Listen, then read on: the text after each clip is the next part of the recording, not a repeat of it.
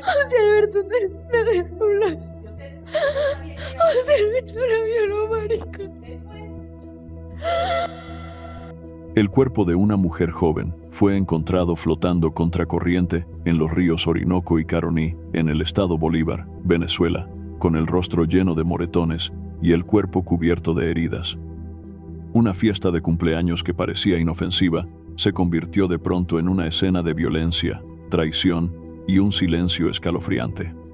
Al principio, solo era un accidente en el río, pero los rastros de violencia, las declaraciones contradictorias y los intentos de encubrimiento revelaron una historia completamente distinta.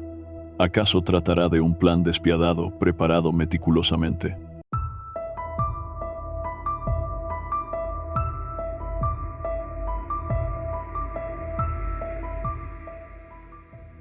La zona de Puerto Ordaz y San Félix es conocida como la puerta de entrada a los llanos del Orinoco y a la verde Gran Sabana. Fue precisamente allí donde nació Ángela Noely Aguirre Yaguare en 2002. A los 16 años, era alumna del último grado en la institución educativa adventista Maranata de San Félix. En la tarde del 23 de marzo de 2019, su padre, Ángel Daniel Aguirre, la llevó personalmente en coche hasta la entrada del club ítalo-venezolano en Puerto Ordaz. Él solo se fue después de asegurarse de que su hija estuviera segura dentro del vehículo, en el que también iban José Alberto Cedeño y Clauber Zorrilla.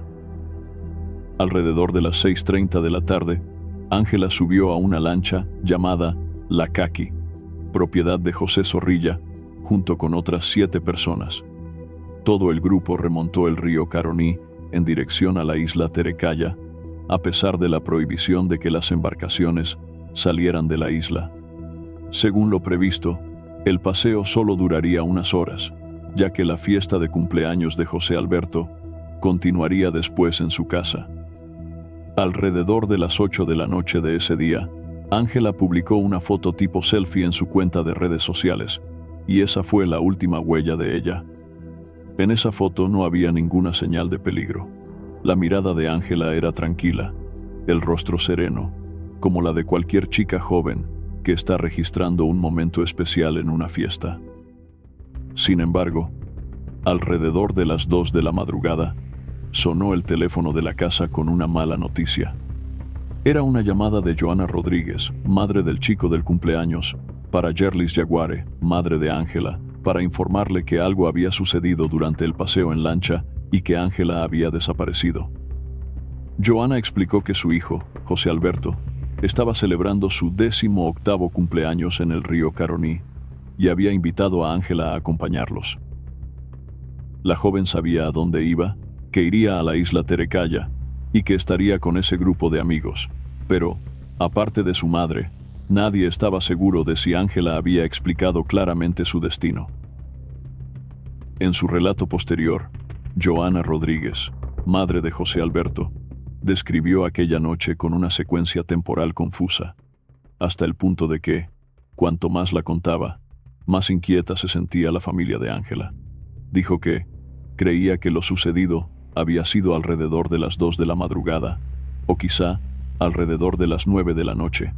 No lo sé con exactitud. Solo recordaba con claridad una cosa. Su hijo regresó a casa a las 2 de la madrugada, y fue en ese momento cuando llamó a la madre de Ángela para explicarle que algo había ocurrido en la orilla del río. Según ella, José Alberto dijo que estaban en el agua, que Ángela se le había escapado de las manos y que no había podido sujetarla. Mientras tanto, para la familia de Ángela, el único dato que quedaba era muy claro. El último rastro de ella era la foto tipo selfie que se tomó en la lancha con el grupo de amigos. Después de las 8 de la noche de ese día, perdieron por completo el contacto con ella, aunque llamaron muchas veces y nadie contestó. No fue hasta las 2 de la madrugada cuando la familia recibió la llamada en la que se les informaba que Ángela había caído de la lancha y que no podían encontrarla.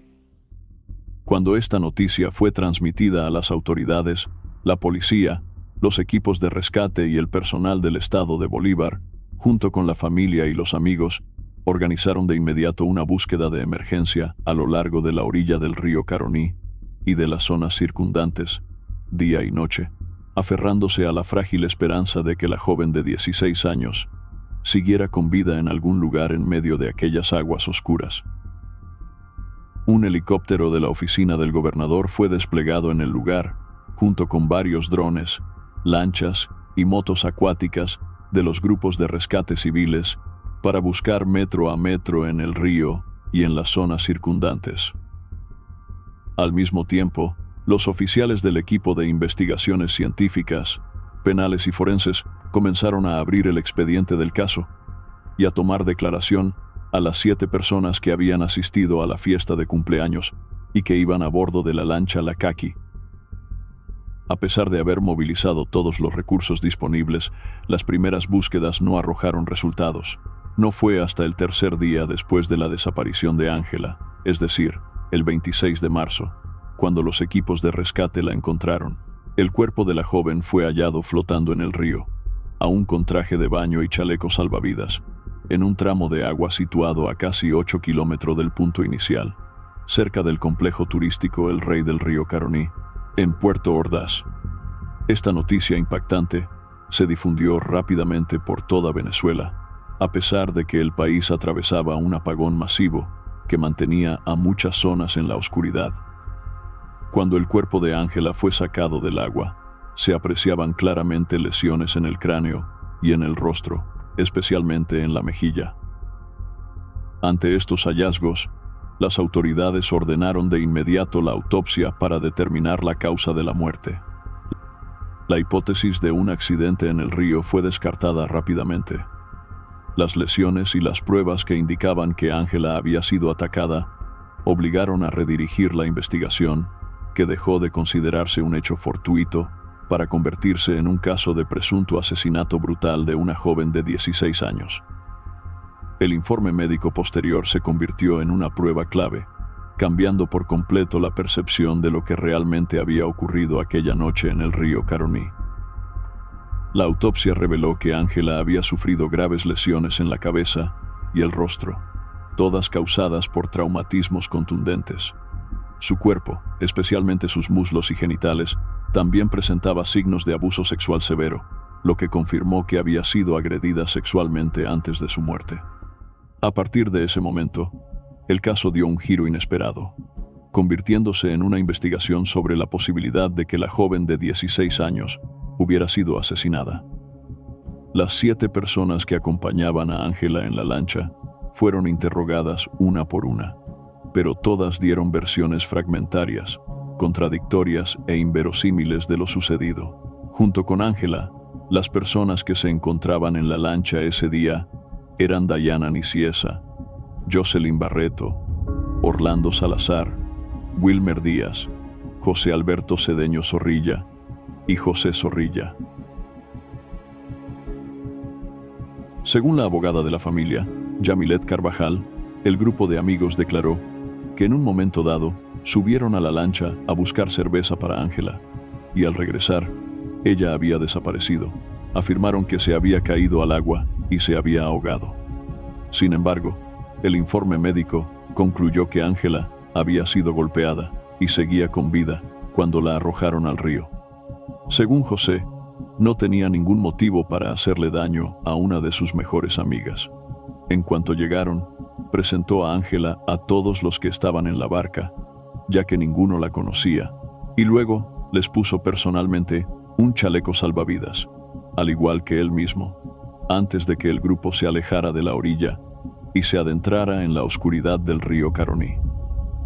Durante los 30 minutos de recorrido en lancha, Ángela no dejó de tomar fotos, reír y conversar, sin mostrar ningún signo de que algo estuviera mal. Cuando llegaron a la isla, ya había oscurecido. Todo el grupo bajó de la lancha. Él se quitó el chaleco salvavidas. Los demás se dispersaron para explorar los alrededores y conversar, mientras él se quedaba con Ángela. Él dijo que en ese momento eran alrededor de las 7:30 de la noche. Bebieron unas 5 cervezas y después Ángela dijo que quería bajar al río, Los dos empezaron a conversar, bajaron juntos al agua y se besaron. Desde la popa de la lancha hasta el lugar donde ellos estaban de pie, había solo unos 6 metros de agua. José relató que al principio se dejaron llevar por la corriente, luego nadaron en diagonal contra la corriente para no ser arrastrados demasiado lejos y se detuvieron en un punto que consideraron seguro. Entonces la corriente volvió a empezar a arrastrarlos. Ella se acomodó el traje de baño e intentó nadar, pero, según él, casi seguían en el mismo sitio. José contó que en ese momento Ángela estaba detrás.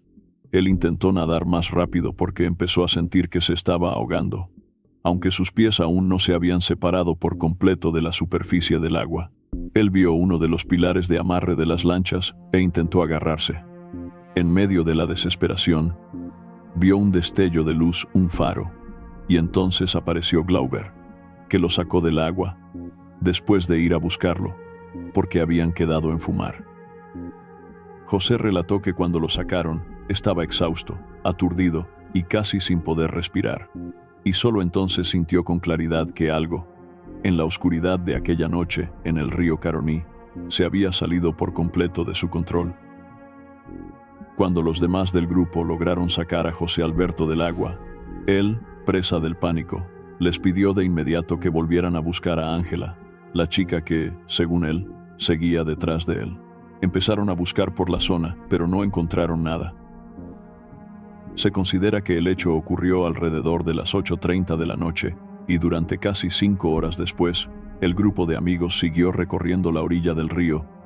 Llamaron al número de emergencias, corrieron hasta el muelle, pero seguían sin rastro de Ángela. Un grupo se preparó con motos de agua para regresar al río al amanecer a buscarla, y otro grupo, entre ellos José, decidió ir a la casa de Ángela. Pero cuando llegaron, el barrio ya estaba sumido en la oscuridad por un corte de luz, igual que la superficie del río la noche anterior. Luego acordaron ir a la comisaría de policía para hacer la denuncia, pero, según José, la respuesta que recibieron fue que tendrían que esperar 72 horas. Él regresó a su casa, puso a cargar el teléfono y le escribió un mensaje a una amiga llamada Stephanie para pedirle el número de teléfono de la madre de Ángela. Después llamó a la señora Yerlis y le dijo que necesitaba verla en persona. Cuando se encontraron, José le explicó que Ángela había desaparecido en el río. Ella se mostró muy sorprendida. Dijo que no entendía qué estaba pasando y le preguntó dónde estaba él para poder ir. Cuando llegó la madre de Ángela, José le relató toda la historia y le entregó las pertenencias de su hija, la bolsa con la ropa que ella llevaba puesta y el teléfono móvil. Él le dijo que esas cosas habían quedado en la parte trasera de la lancha. A la mañana siguiente, según el relato, José Alberto se levantó muy temprano, se arregló y fue a buscar a algunos amigos que tenían lancha para seguir buscando a Ángela. Natalie, la hermana de Ángela, también fue con José, llevando en la mano el teléfono de su hermana, aferrándose a la esperanza de poder recibir alguna señal. Casi todo el grupo dedicó prácticamente todo el día a recorrer la orilla del río, hasta que, alrededor de las 4 de la tarde, Natalie recibió una llamada del comando de la policía en Pregoro 6. Le solicitaron que se presentara en la sede, donde la policía le incautó su teléfono y, al mismo tiempo, confiscó también los teléfonos de José y de Ángela. Esta medida provocó una profunda indignación en la familia y en toda la comunidad, porque muchos creían que esos teléfonos podían contener datos importantes sobre los últimos momentos de la joven. Desde que la noticia se difundió, el caso de Ángela despertó una fuerte atención pública, no solo por la forma en que desapareció y fue hallada, sino también por los rumores de corrupción y las irregularidades en el proceso de peritaje forense. La primera autopsia concluyó que se trataba de un homicidio acompañado de abuso sexual, pero en el segundo examen forense, varios detalles clave fueron eliminados e incluso se insinuó la duda de si realmente se trataba de un feminicidio. Ante ese cambio incomprensible, la familia de Ángela presentó una denuncia ante el Ministerio Público. afirmaban que había múltiples indicios de que el lugar donde fue encontrado el cuerpo era precisamente el sitio donde la habían dejado, y no un punto al que hubiera sido arrastrado por la corriente desde lejos. El argumento de la familia se apoyaba en un detalle técnico. Según el documento de desestimación, la represa de Macagua, una de las represas del río Caroní, había liberado agua, haciendo que la corriente se desviara de norte a sur, cuando el curso natural del río es de sur a norte. En esas condiciones, el cuerpo no podía remontar la corriente, como sostenía la hipótesis oficial, según los padres de Ángela. La fiscal a cargo del caso, Emily Hernández, fue acusada de intentar ajustar los resultados periciales al realizar el segundo examen, abriendo así un nuevo y polémico capítulo en la búsqueda de la verdad sobre la muerte de esta joven de 16 años. Se elaboró un segundo informe forense sin consultar en absoluto a la familia de Ángela, y fue impugnado de inmediato por su abogada. Según la familia, fue la propia fiscal Emily Hernández quien, con una serie de decisiones consideradas erradas, desvió el caso desde el principio, respaldada por un sistema de poder carcomido por la corrupción. Ellos afirman que en Venezuela, especialmente en el estado Bolívar, la impunidad para los poderosos y los corruptos se ha convertido en algo cotidiano. Los fiscales, en lugar de proteger la justicia, solo buscan llenar sus bolsillos con dólares y oro. Mientras la familia esperaba para realizar el funeral en la sede de la fiscalía, Emily Hernández incluso intentó tranquilizarlos diciéndoles que nada de lo que la gente está diciendo le pasó a Ángela. Sin embargo, la segunda autopsia, ordenada por ella el 29 de marzo, arrojó una conclusión completamente distinta. Sostuvo que la relación sexual había sido consentida, que la muerte se debió a un accidente por ahogamiento y que los moretones en el cuerpo eran solo consecuencia de la corriente del río Caroní. El 12 de abril, un periódico local de Venezuela publicó una denuncia impactante. Los familiares de los detenidos habrían ofrecido sobornar a los funcionarios a cargo del caso con $100,000, 3 kilos de oro y otros bienes, para que ese dinero se repartiera entre la fiscal y los demás funcionarios implicados. La Sala 6 del Tribunal Supremo de Justicia y los jueces que intervinieron en el caso fueron señalados por la opinión pública de haberse puesto del lado de los acusados por la muerte de Ángela. Tras 4 aplazamientos de la audiencia y 2 suspensiones, no fue sino hasta el 13 de abril, cuando el Tribunal Supremo de Justicia decidió remitir el expediente a un tribunal local especializado en casos de violencia de género. Solo a partir de entonces, el caso de Ángela fue admitido oficialmente y analizado como un feminicidio, abriendo una nueva esperanza, aunque tardía para la familia de la joven. El mismo día en que el Tribunal Supremo de Justicia tomó la decisión de remitir el expediente, la gente salió a las calles a manifestarse, llevando fotos de Ángela y pancartas con consignas que exigían justicia. En medio de todo eso, se filtró una grabación de audio que encendió aún más la indignación pública. En ella, Alberto me dejó hablar. Alberto la violó, marica. los padres de Ángela reconocieron de inmediato la voz de su hija. La grabación fue entregada rápidamente al Ministerio Público como una prueba importante. Más de 70 organizaciones no gubernamentales también firmaron una declaración conjunta en la que exigían que la investigación se llevara a cabo de manera justa y transparente. Ante la presión social, el tribunal confirmó la detención de las 7 personas que estuvieron en la lancha aquel día. La investigación oficial se inició el 19 de julio. Los 7 imputados tuvieron una audiencia preliminar en Caracas, donde se aprobó la medida de prisión preventiva. 5 hombres fueron trasladados a la cárcel de El Rodeo II, y las 2 mujeres quedaron recluidas en el penal de Linoff, en Los Teques, Estado Miranda. José Alberto enfrentó los cargos más graves: feminicidio agravado, violencia sexual y suministro de sustancias estupefacientes a una menor de edad. Los demás fueron procesados por omisión de auxilio a la víctima y complicidad en el delito de feminicidio.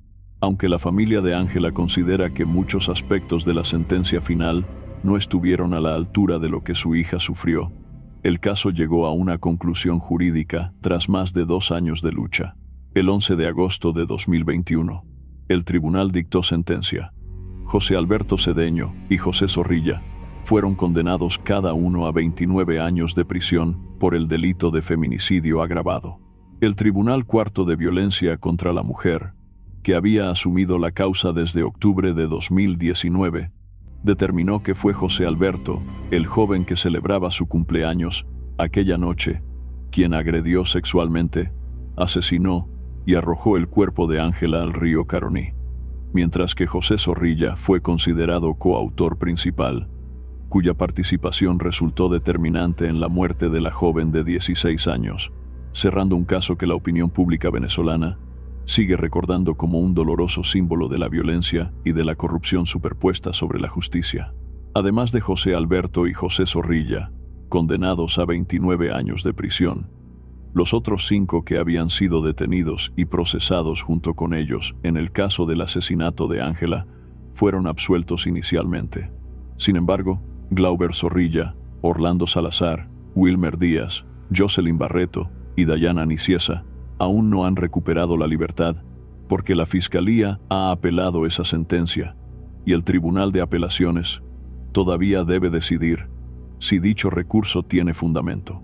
Mientras tanto, ellos siguen privados de libertad.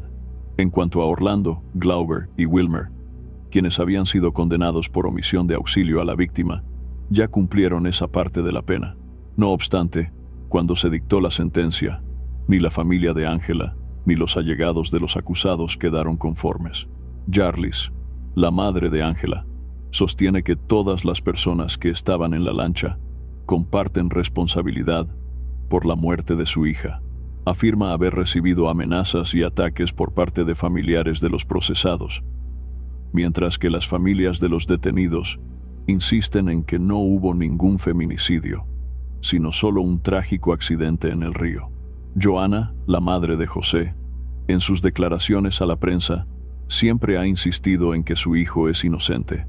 Sostiene que desde el principio les dijo a los padres de Ángela que todo había sido solo un accidente.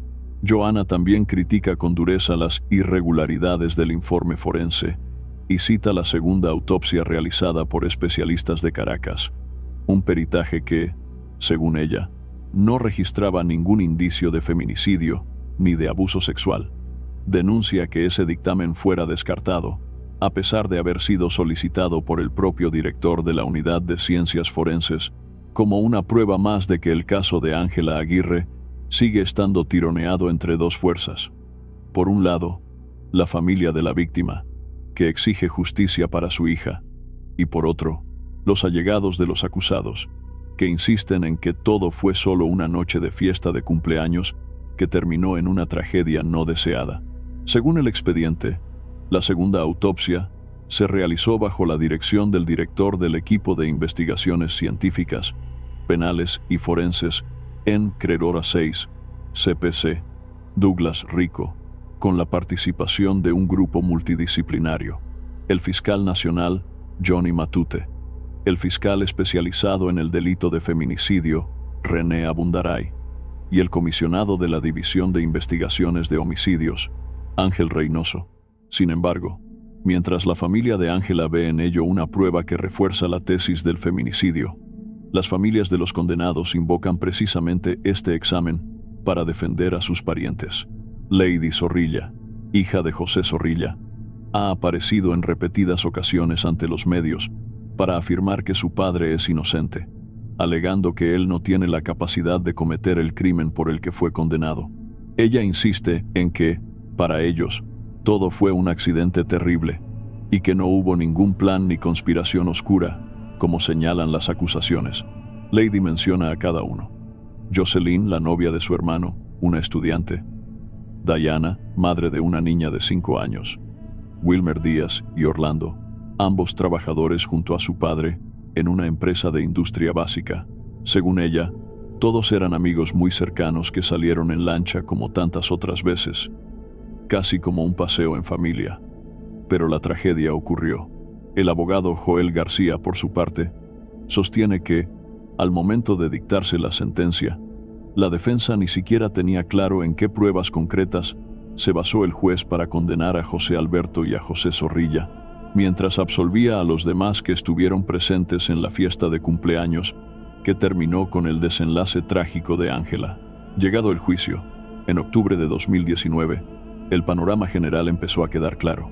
Ante el juez y la familia de la víctima, José Alberto, el joven que había ido con ella a celebrar el cumpleaños, fue identificado como quien se aprovechó de ella, usó la violencia, luego le arrebató la vida y arrojó el cuerpo al río para ocultar el crimen.